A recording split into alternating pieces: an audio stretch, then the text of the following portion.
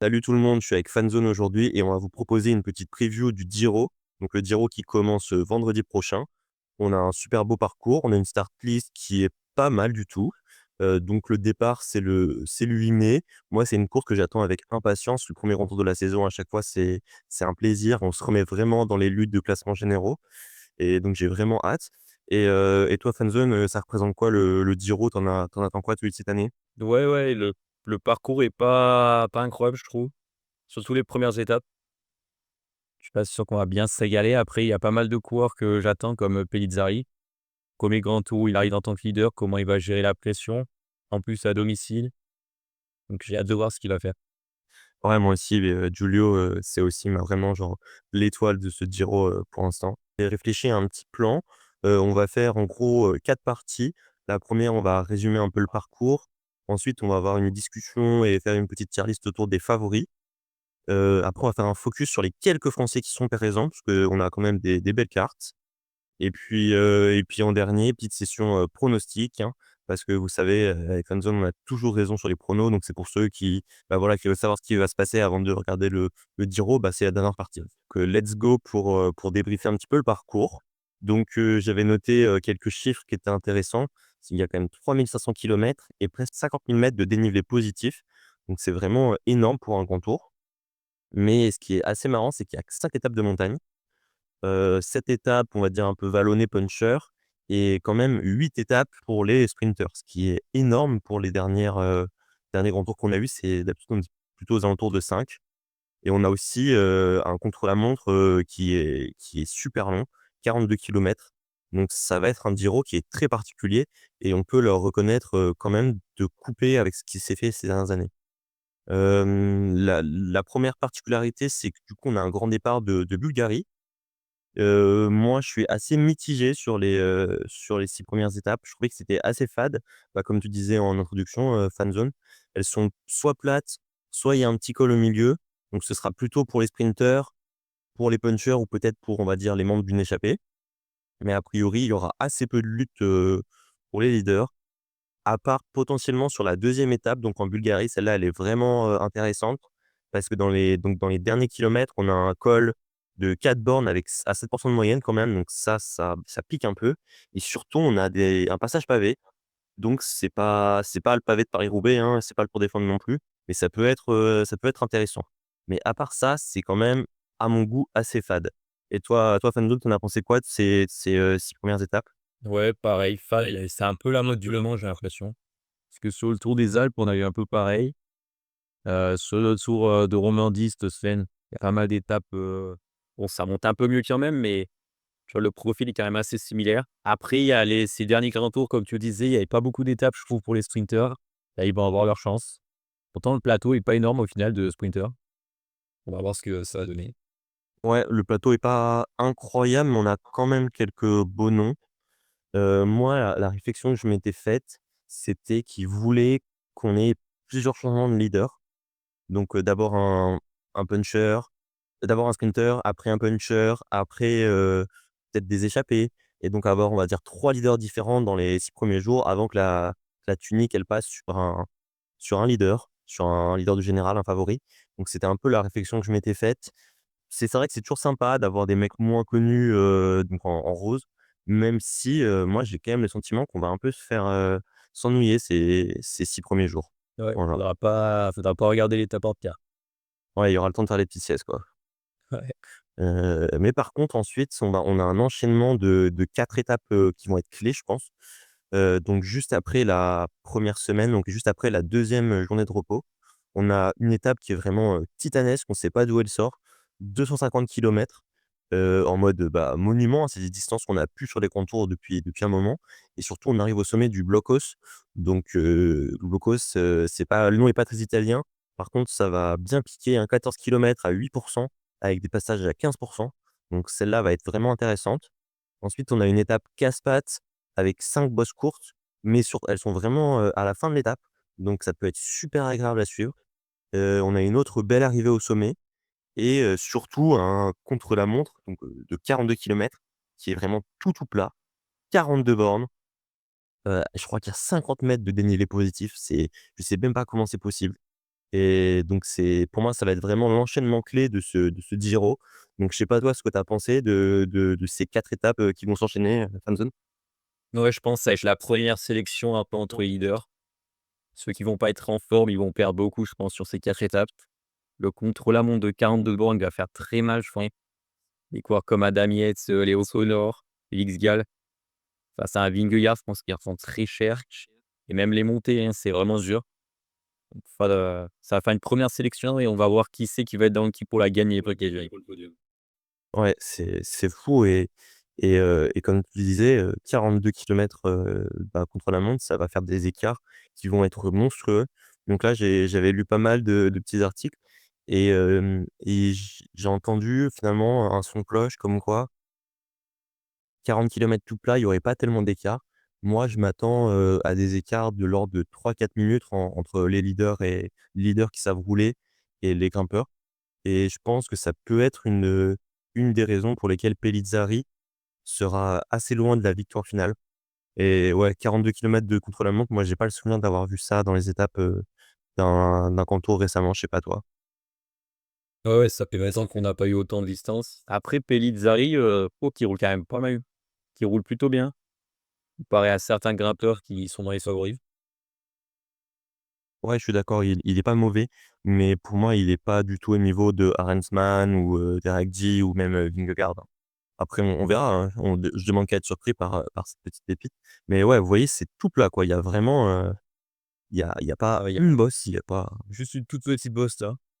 ouais, mais c'est vraiment histoire de dire. Mais ouais, du coup, je pense que ça va être, pour Filippo Ganna, hein, et parce que sans Remco, je vois que lui pour gagner ça. Côté français, on aura une belle carte, hein, qu'on mentionnera tout à l'heure, mais c'est un TGV, de Clermont-Ferrand qui pourrait être très sympa sur ce parcours. Donc à la suite de cet enchaînement, on va dire de 4 étapes un peu clés, on a entre l'étape 11 et l'étape 18, je trouve que ça va être un passage assez calme. Il y aura beaucoup d'étapes pour sprinters, quelques étapes pour les punchers. Ou les échapper, surtout à ce stade, de la course.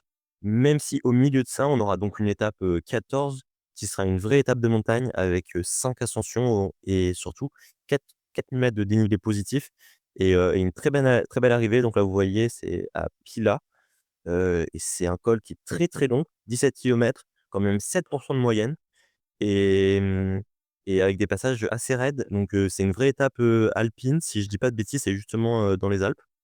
Et honnêtement, c'est ça, on voit des passages en rouge, des passages en noir. C'est très long. Il peut vraiment y avoir, des C'est étiers. régulier en plus. C'est long, régulier, ouais, exactement. Mais à part ça, c'est quand même, cette étape, assez pareil, où il va y avoir un peu un temps mort, je pense. Je pense que sur cette étape, il va pas y avoir d'écart. Si, je pense qu'il peut y avoir des vrais écarts, hein. C'est vraiment, toboggan toute la journée, ça monte, ça descend, ça monte, ça descend. Pourquoi toi, tu t'attends à un peu un truc, qui va être escamoté par les leaders? Non, mais vu que tu parlais de temps mort, Ah oui, non, je voulais dire, sur, cet enchaînement de 8 étapes, ce sera un peu un temps mort et ils ont mis celle-là au milieu, tu vois? De 8 étapes, un peu fades, il y a juste celle-là qui ressort du lot. ouais, donc ils vont, à mon avis, ils vont avoir bien envie de faire des écarts. Il y a pas énormément d'étapes au final. Ouais, Faire de gros écarts. ouais, je suis Ça d'accord. attendre une belle étape. Ouais, celle-là, elle sera pas manquée, et puis là, c'est une arrivée qui est pas trop, utilisée. Ça faisait pas mal de temps que ça avait pas été escaladé, donc j'ai quand même hâte de voir ça. Ça va être une belle course. Ouais. Et puis après ça, là, on a vraiment les 2 étapes reines, étape 19, étape 20. L'étape 19, elle est dans les Dolomites pour moi, ce sera celle-là, la vraie étape, reine, même si l'étape 14 est belle aussi. Là, on a 6 cols, je crois qu'il y a plus de 5 000 mètres de dénivelé positif, avec une arrivée donc au sommet. Donc vous voyez, le col, il est assez court. Donc on se dit: «Bon, bah, col assez court, finalement pas trop d'écart». Non, c'est assez court, c'est que 5 kilomètres, par contre 10 de moyenne. Avec des passages à 15, donc si il doit y avoir des écarts, il y en aura, et surtout que honnêtement, l'étape est celle-là est bien tracée, je trouve. Ça va pas s'arrêter et c'est celle qui me hype le plus. Je sais pas toi ce que tu penses de cette étape, de fou malade?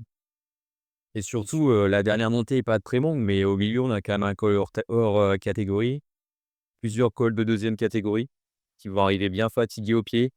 Ça peut faire de gros écarts. Après, j'ai peur que déjà étape 19, que le général soit déjà joué malheureusement. Ouais, c'est marrant parce que je m'étais dit la même chose et après je me suis un peu remémoré, des Giro et on a pas mal de fois où l'étape 19, ou l'étape 20, tu as des vrais retournements. On a l'impression que le Giro est déjà joué et puis il se passe un truc de dingue comme, la victoire de Froome ou même l'an dernier en soi, Adam Yates, personne pensait qu'il allait gagner, hein, et donc ça peut être celle-là sur lesquelles, les équipes vont envoyer, leur bateau. Donc moi j'ai quand même bien hâte. Après, je pense que Vingegaard va peut-être avoir au moins peut-être une dizaine de minutes d'avance. Purée, si c'est le cas, c'est vrai qu'il se passera rien. Parce qu'avec le contre-la-montre en plus, il va encore augmenter son avance. Je pense que ça peut faire vraiment très mal. Ouais, c'est vrai, mais je me dis que potentiellement, il sera dans la gestion à ce stade, en mode il pensera déjà au Tour de France, un peu à ce que Pogacar avait fait. On voyait qu'à la fin du Giro, finalement, il se donnait plus all-in. Si Vingegaard, il a autant de marge, à mon avis, il la courra tranquille et du coup, on pourra avoir une belle bataille, pour le podium. Mais ouais, Ou mmh, peut-être qu'ils vont cadenasser la course et on va avoir une course que sur les 5 dernières, kilomètres.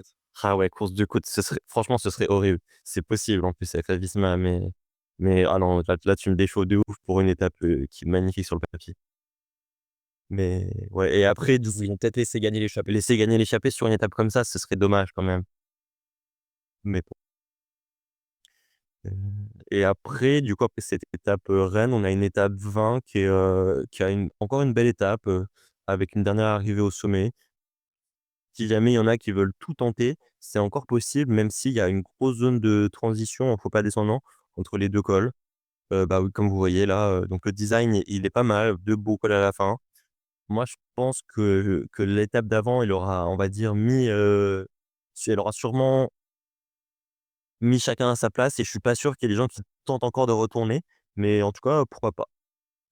Et puis après, dernière étape, à Rome, plate, voilà, je sais pas si tu as un truc à ajouter sur ces 2 dernières étapes, s'il y a des choses qui t'intéressent? Bah, celle-là, c'est ouais, la 20e, je pense qu'il va y avoir une équipe qui va tenter un coup de mettre un coureur dans l'échappée et ils vont attaquer dans le col de Coin Catégorie là, il a quoi 50 kilomètres de l'arrivée et il va essayer de récupérer, je pense, son, coéquipier dans l'échappée, faire la partie descendante et tenter un coup dans la dernière montée. En vrai, ce serait beau. Ce serait sympa à suivre. Mais OK, mais moi aussi, ce serait un super truc que j'aimerais bien voir. OK, Voilà, Red Bull, là, ils ont une belle équipe.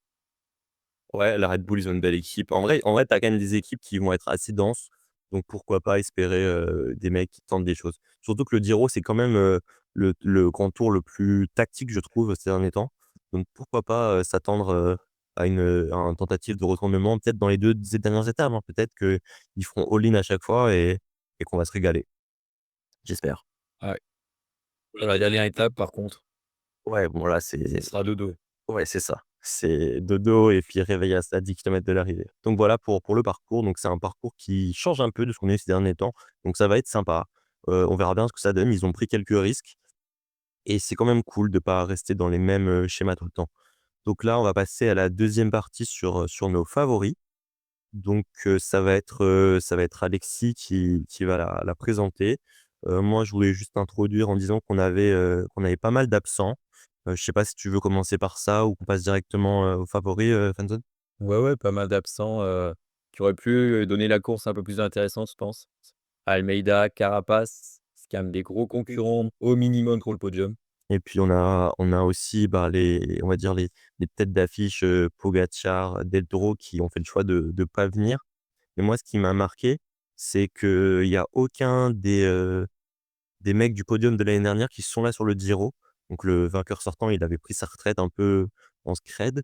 Bah, comme tu dis, Carapaz, il vient d'être, forfait et puis, le troisième Del Toro, bah, il se présente même pas et ça fait quand même un petit peu bizarre.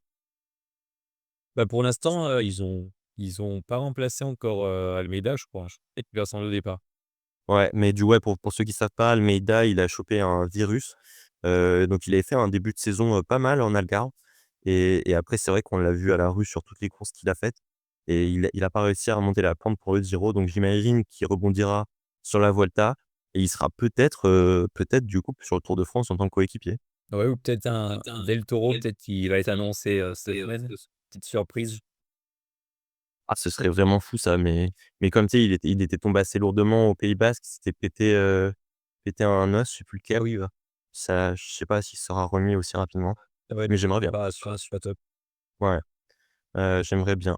On passe à notre petit, classement des favoris, ceux qui prennent la course, tu chaud? Ouais. Tac, il y a une petite tier list. Oh, oh, oh, Vainqueur, podium, top 5, top 10 et outsider top 10. incroyable. Et là, on a mis, tous les favoris entre guillemets, en bas. Ouais, du coup, il y en a d'autres, hein, potentiellement, mais il fallait faire un choix. On va pas classer, toutes les personnes au départ quand même. Donc voilà, Ouais. on a pensé à faire ça et Alexis qui a géré ça de main de maître. Du coup, en premier on a Scaroni. J'ai regardé la Fortunato, pour l'instant, il est pas annoncé. On peut peut-être partir avec Scaroni en tant que leader. Je sais pas où tu le vois, au niveau du classement? Moi, Scaroni, j'avoue, j'y crois pas trop en tant que leader pour le général. S'il fait un top 10, ça me surprendrait. Donc d'instinct, je le mettrais en outsider top 10. Je sais pas toi, si tu attends quelque chose de lui? Ouais, ouais, moi aussi, je le mettais, en outsider au top 10. Bon, d'accord. Après un coureur assez similaire, j'y connais, pas sûr qu'il fasse le général. On sait jamais avec lui, des fois, ça lui prend. Bah, moi, j'avoue, ça me ferait chier qu'il fasse le général, hein, je le dis cash. Mais honnêtement, il a le niveau pour faire un top 10, hein, surtout sur le Tour d'Italie où généralement il performe mieux que sur les autres courses. Mais pour moi, c'est un mec, il a l'ADN du chasseur d'étapes, il a l'ADN du maillot de meilleur grimpeur et c'est un mec, il a jamais fait top 10 d'un grand tour, hein. Sa meilleure perf, ça reste 11e du Tour de France. Pour moi, s'il va encore une fois tenter de faire, un top 10, ce serait un gâchis. Même si, pour être juste avec lui, l'année dernière, il était vraiment en lice pour faire le top 10 du Giro et il a eu une chute qui l'a, on va dire, évincé alors qu'il semblait vraiment fort. Moi, objectivement, je le mets en top 10 potentiel. Ouais, tu le mets en top 10? Mais je serais pas choqué, si toi tu préférais le mettre en outsider, il a 30 ou 31 ans maintenant, il a jamais fait un top 10 donc je serais pas choqué si on le mettait à côté de son compatriote, Scaroni. Moi, je le mettrais plutôt outsider parce que je pense qu'il va travailler pour, DHGA, qui Ça me va. il allait chercher les gens. Franchement, je préférerais, hein. On met en outsider? Allez, allez. Après, ancien vainqueur, Jay Lay, qui sera aussi coéquipier normalement. C'est intéressant ça. C'est intéressant. L'année dernière, il était, le co-leader de Roglic et cette année, je pense qu'il sera le co-leader de Pellizzari, mais à mon avis, il sera quand même protégé. Il fait top 5 de la Vuelta l'an passé. 4e je crois. Moi je le mets en top 5 potentiel, candidat au top 5, Top. mais s'il fait un fond de top 10, parce qu'il bosse pour Pellizzari, je serais pas surpris. Et toi? Moi, je le vois plutôt top 10. Ça me va. Parce que je pense justement qu'il a travaillé pour Pellizzari et qu'il va perdre pas mal de temps. Honnêtement, si je suis la Red Bull, c'est ce que je fais, hein. Je prends 2 leaders au départ. Par contre, je dis que le numéro 1 en cas de doute, c'est Pellizzari. Ouais, la même. Bon, parfait. Tu peux pas gagner, contre Vingegaard ce que tu as avec, 2 leaders, tu vois, 2 leaders moyens. Autant tout donner sur Giulio et on verra bien ce que ça donne. Ouais, bah, ça me va comme top 10, je suis d'accord avec toi. Top 10. Allez. Là, on a Derek J. C'est intéressant. Derek 10, c'est le parcours, il est parfait pour lui. En plus, c'est sur le Giro qu'il s'est vraiment, illustré la première fois, là, l'année où il fait que des top 5, et donc il est toujours bon. 40 kilomètres de contre-la-montre, ça va l'avantager. Par contre, il fait pas un début de saison incroyable. Si je dis pas de bêtises, il était sur le Tour des Alpes et il semble monter en puissance, mais j'avoue que j'ai du mal à le positionner. Je sais pas toi, tu le vois? Bah, je l'aurais mis top 5 de base, mais son début de saison est quand même, catastrophique. Donc ouais, peut-être top 10 plutôt. À voir s'il arrive à monter en puissance. Ouais, bah, je suis d'accord et puis c'est vrai que 40 kilomètres de contre-la-montre, lui, par contre, il va aller ça lui fera plaisir. Donc je suis d'accord, moi aussi, j'hésitais en top 5, top 10. Je te laisse trancher, tiens. Allez, on va mettre top 10. Allez, on est dur avec le Canadien. Et direct le Canada. Après, on a Mathis Rondel. Ah, le Français, beaucoup d'affection pour lui, mais pour l'instant, je le vois en outsider, top 10 et si jamais les conditions se présentent bien, fin de top 10 au mieux. Ouais, moi similaire, je pense qu'on n'a pas encore de certitude sur 3 semaines. On le met top 10, mais ça m'étonnerait pas qu'il fasse un fond de top 10. On est d'accord. Après Enric Mas, un peu comme Beregi, une valeur sûre, mais début de saison très compliqué aussi. Je sais pas où tu le vois? Moi, je suis assez haut sur Enric Mas. J'avais regardé les cotes un peu, tu sais, sur les, sites de paris en ligne. Il était vraiment très, très bas. Moi, je serais vraiment pas surpris qu'il soit à la lutte pour, le podium. À mon avis, il va lâcher, 4 minutes sur le chrono à certains mecs, certains favoris. Par contre, je trouve que à part sur le Tour où il a toujours galéré, sur la Vuelta, il a toujours été convaincant. Il a toujours, réussi à aller chercher des beaux podiums. Je pense que la start list, elle est à peu près équivalente à celle d'une Vuelta et donc le voir sur le podium, ça me surprendrait pas. Ce heu, Cela dit, il me je j'ai pas de souvenir de Enric Mas sur le Giro, donc potentiellement c'est son premier. Peut-être qu'il en avait fait un quand il Ouais, sans faux. ah voilà, j'allais dire peut-être qu'il en a fait un quand il était tout petit, en début, mais oui, il en a jamais fait. Donc on n'a pas trop de références à cette période de la saison. Moi, je suis d'accord, il a pas de certitude, mais d'instinct, je l'aurais mis top 5. Ouais, moi aussi, je le vois plutôt au top 5. Ah, on est tous les 2 d'accord. Bah, let's go! Après, Pinarello. Ah ouais, ouais, j'ai vu, il montait bien en puissance. Pour moi, c'est outsider top 10. Mais Ah oui? toi, tu le vois mieux? Moi, je l'aurais mis top 10. Franchement, ce serait une magnifique performance et il mérite en plus. Je l'aurais presque même mis, top 5. Waouh! Alors non, là, je peux pas te laisser. Je t'accorde le top 10. Par contre, top 5, non, faut pas pousser mémé dans les orties quand même. Ah moi, je le trouve pas mal. OK, OK. Bah, en vrai, ça peut être ta grosse cote, hein. Ta grosse cote, Pinarello, ça peut il peut faire un beau Giro. Je sais pas, j'ai pas trop de références de lui sur contre-la-montre. J'imagine qu'il est quand même un peu à la rue, non? Contre la montre, je t'avoue que moi non plus, j'ai pas trop de références. Sur Tirreno, il en avait fait un. Qu'est-ce qu'il avait fait? Moi, je le vois bien faire un peu comme, Piganzoli, il a fait l'année dernière, tu sais, se battre pour le top 15. Heu, 40 buts sur, Tirreno. Désolé. Ouais, je sais pas trop ce qu'il vaut en contre-la-montre, mais c'est vrai que son équipe, elle est pas non plus exceptionnelle. Ouais, tu voulais dire quoi sur, Pinarello? Sur, le contre-la-montre de Tirreno, il finit à 8 minutes. OK, OK, bah, c'est en plus, il était assez court, hein, donc il risque de prendre un peu plus, mais tu veux le mettre en top 10 quand même?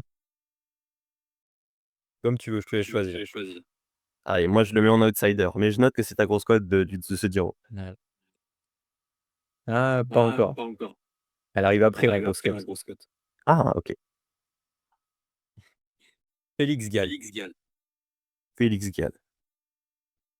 Pour moi, ce sera le deuxième ou troisième meilleur grimpeur de ce Giro, mais je le vois beaucoup sur le podium dans les pronostics. Moi, je le vois pas du tout sur le podium. Je le vois soit top 5, soit top, 10, on va dire top 6, 7. Donc je serais OK pour le mettre en top 5. Mais ouais, là, je vois Yoïc dans les commentaires, dans le chat, il dit, Gall vainqueur. Moi, je le vois pas du tout. Un, parce que les descentes en Italie, elles sont très dures et 2, parce que c'est généralement la course la plus tactique de l'année et Félix Gall en tactique, mais c'est catastrophique et je pense que à la patte, à la canne, il aurait le niveau pour faire podium. Je suis à peu près sûr qu'entre le contre-la-montre où il va prendre tarif et 1 ou 2 étapes où il y aura des accélérations, des Pellizzari, Vingegaard, Bernal qui ont une meilleure chance de la course et qui descendent beaucoup mieux que lui, je suis presque sûr qu'il prendra plusieurs fois 30 secondes, 1 minute, 2 minutes et du coup, je le vois pas faire mieux qu'un top 5. Et moi, je pense qu'il va pas prendre tant tarif que ça sur le contre-la-montre. Parce que Enric Mas, c'est un peu niveau similaire. Ils sont quand même sacrément nuls les 2.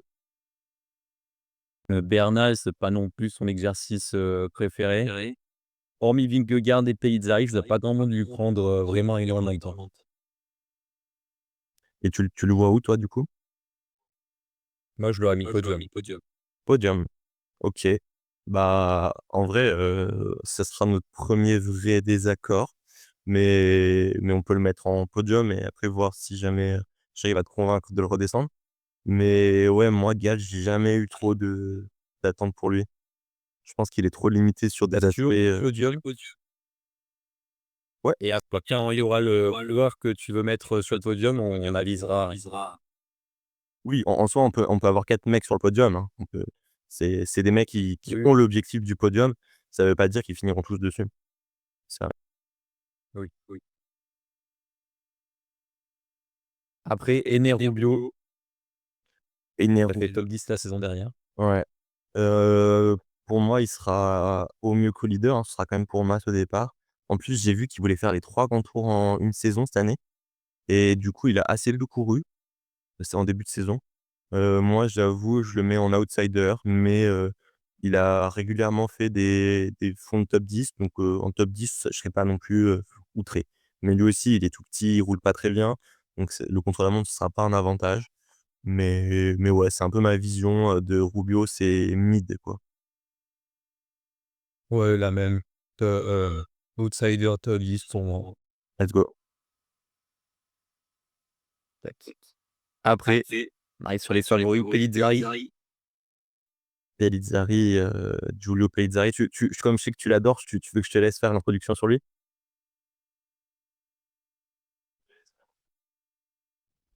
Là, j'ai un bug. Ouais. Je disais, tu veux que ça s'est remis en route normale, là? Attends, je t'entends pas bien. Ouais, il y a un petit décalage son, ouais, j'ai l'impression. Ah là, c'est bon. OK, vas-y, on reprend à Pellizzari? Ouais. OK. Bah, je te disais, vas-y, je veux faire la Après, on a les présentation. favoris. Du coup, après, on a les favoris Giulio Pellizzari qui arrivent.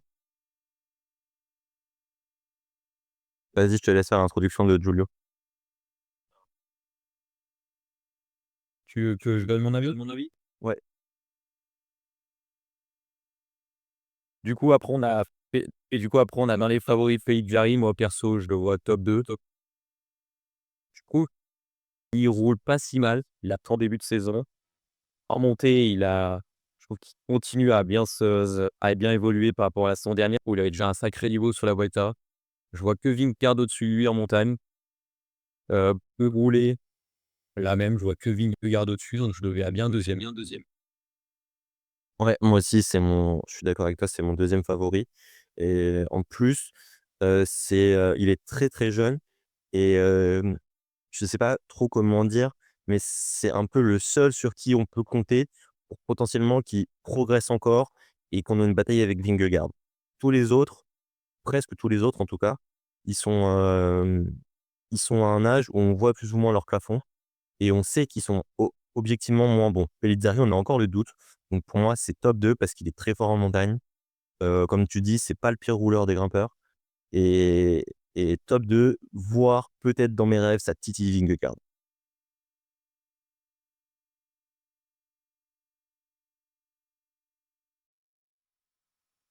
Ah, c'est pourquoi pas. Ouais, on a re des petits boxons là, les gars, désolé. Je sais pas si ça vient de chez moi ou de chez Alexis. Je sais pas si toi tu m'entends bien? Ouais, ouais, je t'entends. Ah moi j'avais eu un boxon. Du coup on a mis Giulio en 2, en 2, c'est ça? Ouais, ça Parfait. va. Ouais, let's go. Après, autre grand favori, on le voit mal pas gagner, Jonas Vingegaard. Ouais, bah, Jonas, hein, le Danois, ça va être évidemment le grand favori. Là, moi, c'est une stat qui me matraque le cerveau.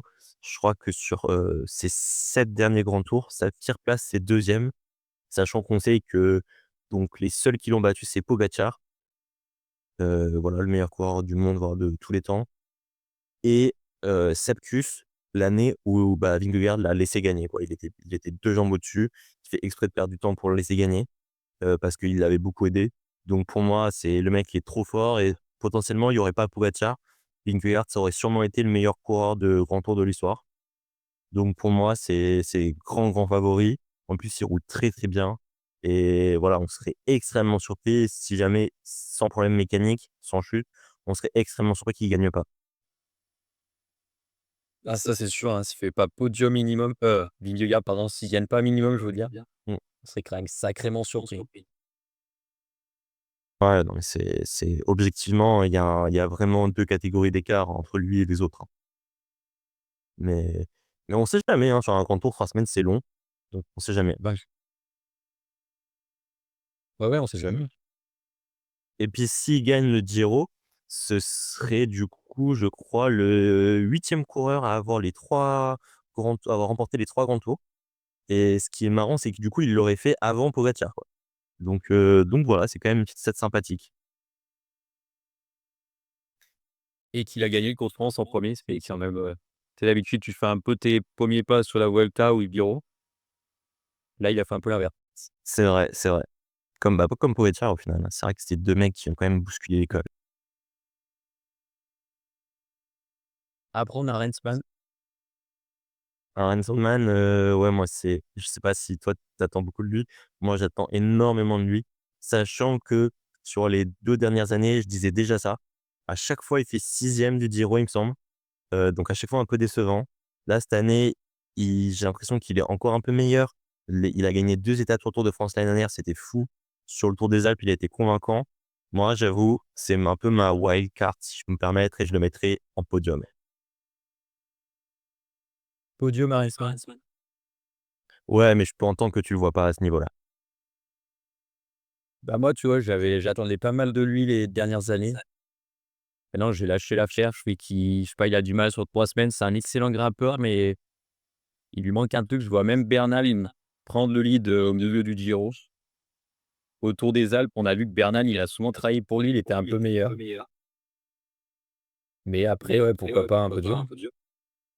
Non, on peut le mettre en dessous, hein. Moi, j'ai dit c'est mon coup de cœur, voilà, toi, tu as fait son deuil. Moi, j'avoue, j'ai toujours pas fait mon deuil d'Aren Spren. Mais est-ce qu'il a vraiment le niveau pour faire podium d'un grand tour? Je sais pas. Mais je me dis que c'est cette année ou jamais. Contre-la-montre de 42 bornes, vont bien l'aider. Ouais, c'est clair, c'est clair. On peut le mettre en top 5 si tu veux couper la poire en 2. Allez, top 5. Après, le coureur le plus intelligent du plateau, Yann Christian. Allez, moi, c'est outsider top 10, pas mieux. Je veux rien entendre. Ah oui? Tu le vois faire un gros truc? Bah, moi, je le vois avoir le lead, je suis jaloux, avec Adam Yates. Oh non, par pitié, non. Moi, j'ai un autre mec chez eux que je vois à la lutte pour le podium. C'est pas Adam Yates, c'est pas Ouais, c'est pas Christen. je l'ai mis dans la start list pour te faire plaisir. Ça me fait plaisir. Je te laisse passer Christelle. Bah, on va le mettre en outside. Merci, merci. Allez, si c'est podium à la fin, attention. Ouais, Après, Johannes Fonseth. j'ai vu pas mal de mecs dans le chat le pousser au début du live. Moi, j'avoue, il grimpe très, très bien, mais j'y crois pas encore, trop jeune, pas assez d'expérience. Pour moi, c'est outsider, mais je sais pas si toi, t'attends beaucoup de lui? Moi, tu vois, je pense la se révèle au Giro. Sur ce Giro. Ah! Ce serait intéressant un top 10 de Kölset, hein. En plus, ça pourrait, pousser la narrative, Vingegaard de retour, chez Uno-X avec un lieutenant qui a le niveau en montagne. Pourquoi pas? Moi, j'y crois moyen, mais ce serait une belle histoire. Je te laisse trancher. Top 10, on en a que 2, donc allez. Ah, tant pis, Allez, top 10. allez. Après, Buitrago, qui a souvent déçu quand même. Ouais, il fait top 10 du Tour de France il y a 2 ans. Depuis, il n'arrive pas à faire grand-chose. Il a gagné une étape, un moment, j'ai souvenir de ça. Moi, ouais, outsider, top 10, hein. Ouais, la même, c'est un mec que je pensais qu'il allait un peu passer un casque. Mais il n'arrive pas à passer ce cap du aller minimum, maximum top 10. Il n'arrive pas à aller chercher un top 5 ou quelque chose de plus intéressant. Ouais, je suis d'accord avec toi. Après Adam Yates. Adam Yates, il vient de gagner Grand Camino. En début de saison, il était moyennement convaincant c'était sur le Tour d'Oman, je crois. Après, avec, le retrait d'Almeida le fait que Del Toro et Pogačar viennent pas et le départ d'Ayuso, il se retrouve un peu, leader par défaut, alors que j'ai l'impression que maintenant, ça doit être un lieutenant. Pour moi, ce serait un mec qui de base fait, 7e ou 8e ou 6e d'un Giro en travaillant pour un leader qui fait podium. Est-ce que là, il va pouvoir se transformer en leader? Je suis pas si sûr qu'il ait les cannes, mais bon, dans le passé, il a montré qu'il était extrêmement fort. Donc je sais pas trop comment le positionner. Je sais pas toi où tu le verrais? Moi, je pense qu'il a le niveau pour aller viser au moins un top 5, mais je pense qu'il en a un peu marre, un peu comme son frère, il est à bout. Il a pas envie de jouer, je pense, de général pendant 3 semaines, il a envie de partir en échappée, aller chercher une étape. Mais vu qu'il y a pas de leader, je pense que UAE va le forcer un peu à jouer le classement généraux et aller chercher un top 10 pardon. OK, bah, ce serait pas mal et peut-être qu'il va faire comme son frère, hein, gagner le Giro et prendre sa retraite, juste après. Ce serait Ah, fou. ça serait beau, il en a pas gagné encore. Ouais, mais allez, top 10, ça me va. Top 10, allez. Après, du coup, tu as la carte perso de G-Vine. Ouais, bon, ça, c'est moi qui ai demandé à ce qu'il soit là, parce que je le voyais pas dans beaucoup de classements, mais moi, je trouve que le Giro lui correspond parfaitement. Non, pas parfaitement. Il y a beaucoup de descentes sinueuses, il est pas très bon, un peu comme Félix Gall. Par contre, contrairement à Félix, en chrono, ça envoie du watt, hein, ça va être le deuxième, troisième meilleur rouleur du plateau et sûrement le meilleur rouleur des favoris. Il peut prendre 2-3 minutes. J'espère qu'il va jouer le général. J'espère vraiment qu'il va jouer le général. Même si c'est possible qu'il fasse comme, il a fait ces dernières années sur la Vuelta, chercher des victoires d'étape et chercher le maillot de meilleur grimpeur. Mais moi, je le vois en niveau pur podium. Est-ce qu'il aura le niveau technique pour être podium du Giro? C'est pas du tout sûr. Mais ouais, moi, c'est un peu mon dark horse, c'est, top podium ou top 5. Après, j'entendrais que tu le mettes beaucoup plus bas. Moi, tu vois, je pense qu'il va tu sais, il aime pas frotter. Je pense qu'il va perdre 2-3 minutes sur une étape un peu bête, où il va être mal positionné ou un truc comme ça. Et après, je pense que c'est un coureur aussi qui aime pas jouer le général, comme Sepp Kuss. Je pense qu'il aime pas trop avoir, la pression, il préfère, partir en échappée. Donc moi, je l'aurais mis en outsider. Ouais, c'est possible, j'entends. Je te laisse le mettre en outsider. Moi, j'ai dit ce que j'avais à dire sur Outsider, Jay. tu es sûr? Oui, oui, vas-y, de toute façon, objectivement, c'est un outsider. Moi, c'est un peu mon pic perso. Allez. Après Ben O'Connor. Ben O'Connor, début de saison un peu éclaté. En fait, j'ai envie de dire même carrière chez la Jayco éclatée à part sa victoire d'étape sur le Tour. Mais bon, c'est un mec, qui est quand même pas mauvais sur 3 semaines, on se rend compte parce qu'il fait 4e du Giro, 4e du Tour, 2e de la Volta. Donc ça mérite du respect, mais moi, j'y crois pas du tout pour cette année. Mais pour être juste, j'y ai jamais cru pour O'Connor et il m'a surpris beaucoup de fois. C'est un peu l'inverse d'Arensman. Donc moi, je le mettrais outsider, mais je peux entendre qu'il soit plus haut. Ouais, mais aussi, je trouve qu'il a quand même pas mal de limites. Surtout mental, j'ai l'impression qu'il peut vite, craquer. C'est avoir une journée comme ça où il va exploser, il va prendre 6 minutes et le lendemain, il va peut-être, tenir dans la roue de Vingegaard, tu vas rien comprendre. Moi, je vois quand même mis top 10 pour, tu vois, son passif. Il a quand même des podiums sur, plusieurs grands ou non, je crois qu'il y en a qu'un podium ou 2, je sais plus. Ouais, Mais 1, en tout cas, il est souvent dans le top 5. c'est vrai, ça me va. Après un coureur, je l'ai mis là, mais bon, Chris Harper, Ah, excuse-moi s'il y a eu un petit qui a joué la carte, plus 36,5. ouais, pour moi, c'est outsider, au mieux. Ouais, pareil. Pas trop de débat sur les bases. Et le dernier, Michael Storer. Tu veux l'introduire? Ouais, bah, moi, Storer, tu vois, je le vois top 10. Sur l'Endo, il va prendre, à mon avis, une cartouche. Et Ouais. après, quand en montagne, c'est un peu comme O'Connor, tu sais pas trop à quoi t'attendre. Il est capable de gagner un Tour des Alpes comme la saison dernière ou faire, 3 semaines, pas top comme il sait souvent le faire. Ouais, je suis d'accord avec toi. En plus, l'année dernière, il fait 10e, donc il a le niveau pour faire top 10, mais il est un peu à la limite.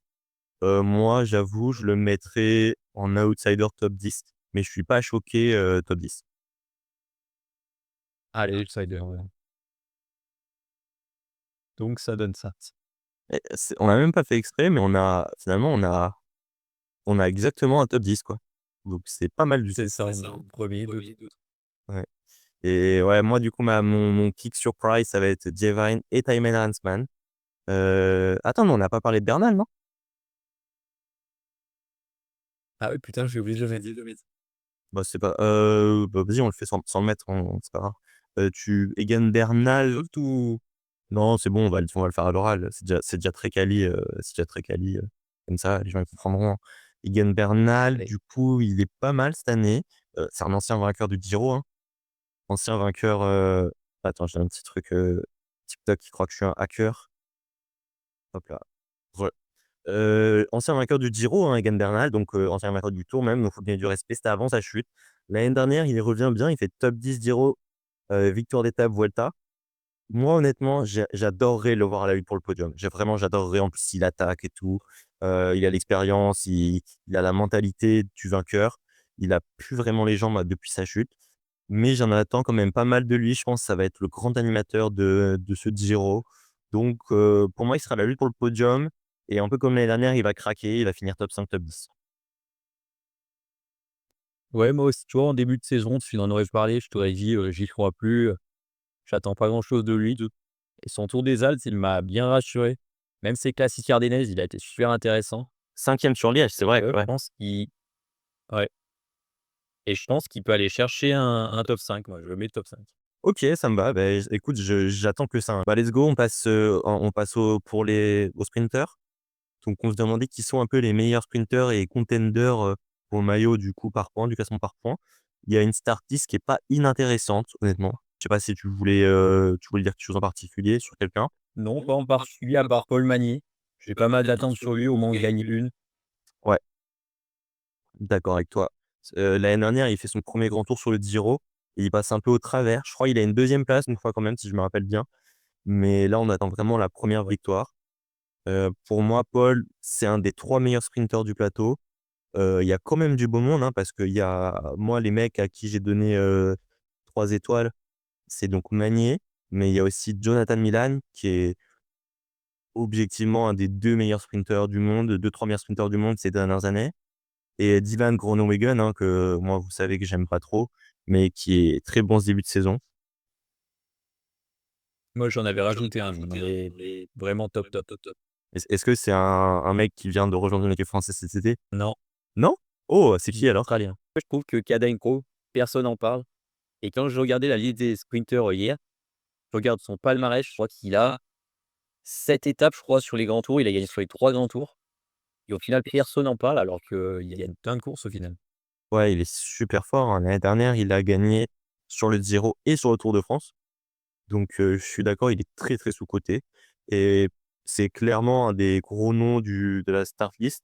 Moi, dans cette catégorie-là ou un peu à l'extérieur des 4 noms, j'avais aussi, Arnaud Delis et Tobias Lund Andresen, donc c'est 2 jeunes, sprinters qui montent en puissance et pour lesquels on en attend beaucoup pour maintenant et aussi pour l'avenir. Je sais pas si toi aussi tu espères pour une première victoire ou tu y crois pas trop? Arnaud Delis, j'y crois pas trop, mais Tobias, par contre, je pense qu'il va en claquer au moins une. Il y a pas mal d'étapes, comme on a vu, où il y avait des montées un peu au milieu. Décathlon va pouvoir durcir un peu, pourquoi pas lâcher, Milan et Magny et s'il lâche ces 2 là, ça va faire la bataille, je pense, avec Caden Groves.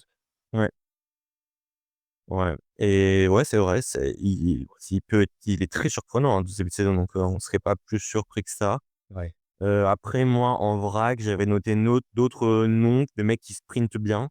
Bah, le français Paul Penouette, hein, j'espère big up, j'espère qu'il fera des top 5 voire mieux. Alouard, voilà, on sait jamais sur les étapes, comme tu dis, où ça va durcir un peu. Van Poppel qui sprint maintenant, lui, il est dangereux, faut faire gaffe, hein, il va vite et puis il peut te faire tomber. Pascal Ackermann, Malucelli qui a battu Milan cette année, Casper Van Uden qui a gagné sur le Giro l'an passé déjà, donc pourquoi pas, renouer. Puis j'avais noté, qui a gagné hier sur le Tour de Turquie, c'est vrai. Et j'avais noté NSN aussi parce que, bah, ils ont 3 mecs qui sprintent bien, notamment qui grimpent pas mal aussi, donc Strong, Vernon et Stewart. Voilà, ils ont une équipe très complète. Je pense qu'ils ont malheureusement pas le gros nom qu'il faut pour aller gagner un gros sprint massif. Par contre, tu as 3 mecs qui vont vite, pourquoi pas attendre quelque chose? Voilà, je sais pas si toi, il y avait un de tous ces mecs-là, ou même quelques-uns où tu voulais ajouter quelque chose? Ouais, je pense que, ouais, ils vont utiliser Vernon pour les sprints massifs. Je le vois peut-être en claquer une, mais une étape où il y a un peu de difficulté. OK, ce serait beau. Et Strong, je le vois plutôt en mode puncher, quoi. Une étape, à petite arrivée au sommet, je pense. Il a une bonne pointe de vitesse aussi, donc ça peut faire mal. Ouais, et puis c'est vrai qu'au début, il était vraiment sprinter. Maintenant, il grimpe vraiment très bien, donc c'est vrai que ça doit être une belle carte pour ce genre d'arrivée. Voilà, c'est à peu près ça. Il y a quand même une belle start list avec 6 beaux noms. Après moi, j'avais vu que Dely, il avait déjà dit qu'il partirait au bout d'1 semaine, 10 jours.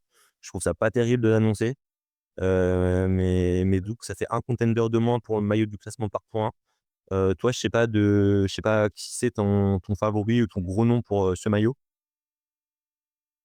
Tu vois, moi, je verrais bien, Tobias bien prendre des gros points sur les étapes de montagne, partir dans l'échappée. Il y a pas mal d'étapes justement du coup, qui il y a des petites difficultés où il va pouvoir jouer la gagne. Voir amener le maillot vert. Bah, c'est très intéressant, hein, parce que c'est vrai que j'avais pas pensé à lui au premier abord. Maintenant que tu le dis, il peut vraiment faire un objectif, hein. Bah, sinon, ouais, ça devrait Ah jouer entre voilà, 2. Peter Sagan, Sagan. Ouais, c'est possible, hein, et genre il fait des top 5 en sprint massif et il va chercher une étape de montagne et plein de plans intermédiaires. C'est une très belle cote, tu m'as convaincu.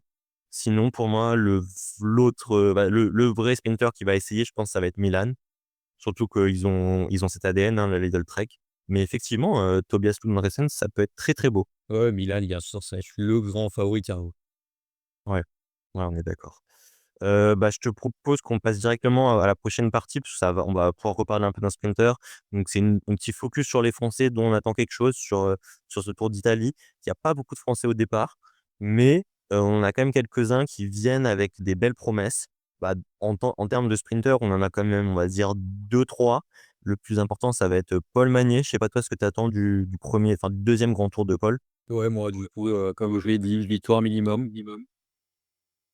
C'est vraiment minimum, hein. Je trouve que le niveau qu'il affiche, c'est le niveau d'un mec qui gagne au moins une étape sur un grand tour, surtout qu'il y a pas mal d'étapes sprinter. Il passe quand même bien les bosses et que ça devrait lui aller.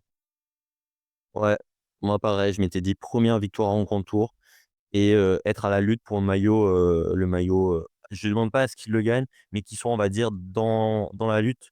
C'est-à-dire montrer qu'il est assez régulier pour pouvoir être dans le top 3, top 5. Mais ouais, première victoire, on attend beaucoup.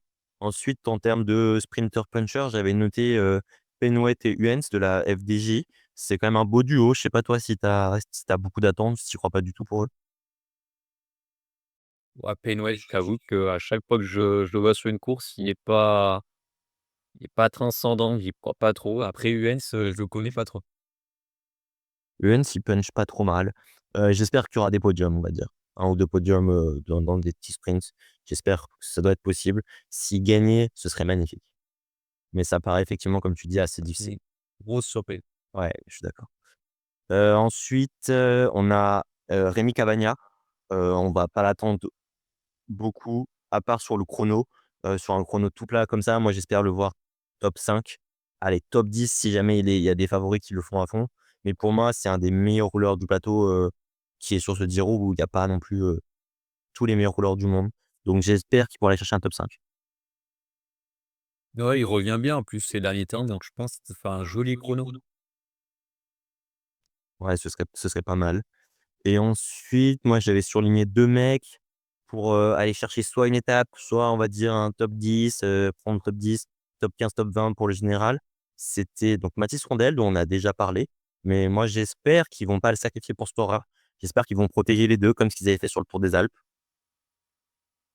Ouais, je pense que ça va pareil. ce serait bien. Et moi, on va dire le Français, que j'espère se voir, se révéler, c'est Brio Roland. J'espère le voir aller chercher une étape. Et de vraiment dans les rêves les plus fous, essayer de se jauger pour le général, mais au moins prendre pas mal d'échappées et chercher une étape, j'aimerais beaucoup ça pour Brio Roland. Bah, tu vois, tu m'avais demandé, tu sais, de choisir un coup de cœur. et j'avais justement mis Briolero Oh! parce que sur la Vuelta, je l'avais adoré l'année dernière. Il fait 2 fois 3e. Je me rappelle d'une étape où il est derrière un groupe avec, il y avait Ayuso, je crois et je sais plus qui devant. Il est derrière à 1 minute, je crois et tout seul, il arrive à le reprendre du temps ou quasiment, garder le même temps sur du plat. Donc on a vu qu'il est même sur le plat, il était pas mauvais et en montagne, il a vraiment été costaud, je trouve, donc ça a vraiment été mon coup de cœur et j'attends, au minimum une victoire aussi d'étape. Je pense pas qu'il va jouer le général, je préfère qu'il se concentre sur au moins une victoire d'étape. OK, bah, c'est intéressant, on est assez d'accord et je me rappelle tout à fait de l'étape dont tu parles.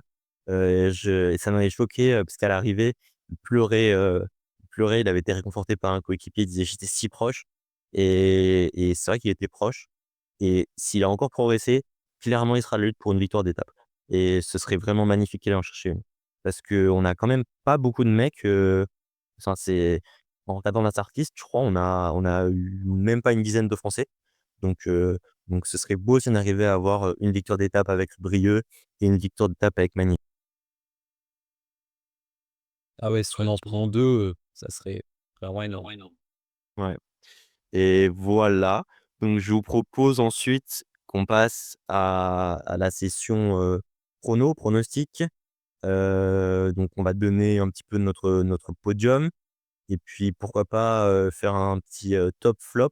Donc qui va surpasser les attentes et qui va décevoir, même si finalement, on en a déjà un peu parlé au fur et à mesure de cette vidéo, mais, pourquoi pas, on va dire, l'immortaliser et comme ça on pourra assumer nos propos plus tard. Je sais pas si tu veux commencer, si tu as déjà ton podium en tête? Ouais, ouais, donc bien sûr Vingegaard qui gagne. Après, je vois en 2e position Pellizzari comme, je l'ai dit tout à l'heure, pour moi sur, le plat et en montagne, c'est le 2e meilleur et en 3e du coup, j'ai misé sur Félix Gall. OK, très beau, très beau. Donc, vraiment un podium d'excellents grimpeurs. Ah moi, je suis encore en train d'hésiter, hein, mais je vais y aller à l'instinct. Je vais mettre Vingegaard en vainqueur parce que je vois pas autre chose.